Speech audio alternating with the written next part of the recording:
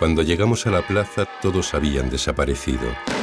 Las campanas anunciaban el comienzo de la procesión. En ese primer momento, no supe a dónde dirigirme.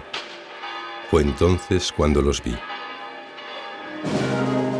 Hace ahora 13 años, acudí a las fiestas de Graus buscando una imagen. Es esta. Un grupo fantástico formado por cabezudos, caballitos y otros personajes enmascarados encabezando una solemne procesión religiosa.